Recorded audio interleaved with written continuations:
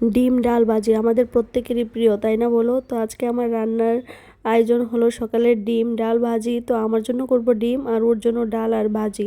ডাল বলতে আজকে ভাবছি পাঁচমিশালি সবজি দিয়ে ডাল করব, কারণ প্রত্যেক দিন এই সবজি সয়াবিন এই রান্না। তো আজকে ভাবছি একটু অন্যরকম রান্না করি, আর আজকে উঠতেও অনেকটা লেট হয়ে গেছে, তাই ভাবছি যে সব কিছু সবজি দিয়ে একটা ডাল করে নিই আর থুর ভাজি করে দেবো। তো আজকে এতটাই তাড়াহুড়ো ছিল যে তোমাদের দেখাতেও পারিনি যে আজকে কাটাকুটি বা কী রান্না করব, প্রিপারেশন করেছি কিচ্ছু করিনি। ঘুম থেকে উঠে সোজা ফ্রেশ হয়ে রান্নায় লেগে পড়েছি। তো সব কিছু কেটে কেটে দিচ্ছিলাম আর এদিকে রান্না করছিলাম। তো আজকে আমার ডালটা একটু কালশেটে কালার তোমরা দেখতে পাচ্ছ, কিন্তু কেন জানি ডালটা একটু মানে পাউডার পাউডার ছিল।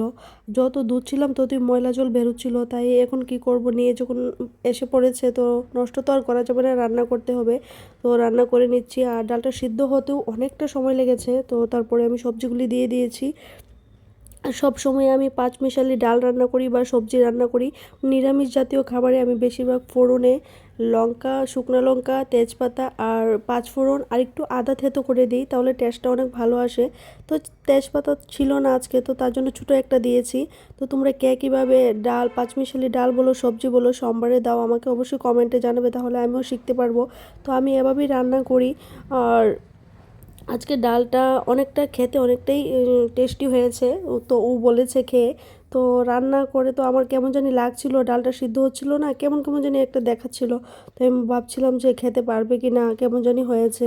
তো বলছিল যে অনেকটা ভালো হয়েছে। তো এদিকে আমি ডাল রান্না করে নিয়েছি, আর অন্যদিকে থুর ভাজি করেছি। আজকে থুরটা শুকনো শুকনো করে করেছি, কারণ ও শুকনো থুর ভাজি খেতে বেশ ভালো পায়। তো শুকনো করে করেছি, আর ওই চুলাতে আমি ভাত এক চুলায়, থুর ঘন্ট।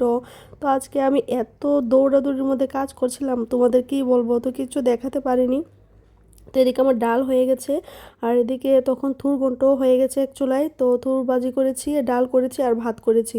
তো খেয়ে চলে গেছে অফিসে। তারপরে এসে আমার জন্য ডিম সিদ্ধ করে নিলাম, আমার জন্য করব ডিম পেঁয়াজি। তো ডিম পেঁয়াজির কালারটা কেমন জানি বোঝা যাচ্ছে, তো খেতে অনেকটাই টেস্টি হয়েছে। তো কালার দেখে তোমরা কিছু মনে করবে না, জানি না কেন কালারটা এমন এসেছে।